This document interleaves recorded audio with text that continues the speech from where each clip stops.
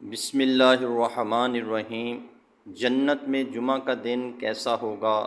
سیدنا انس بن مالک رضی اللہ عنہ سے روایت ہے کہ رسول اللہ صلی اللہ علیہ وسلم نے فرمایا، جنت میں ایک بازار ہے جس میں اہل جنت ہر جمعہ کو آیا کریں گے۔ شمال کی ہوا چلے گی جو ان کے چہروں پر اور ان کے کپڑوں پر پھیل جائے گی۔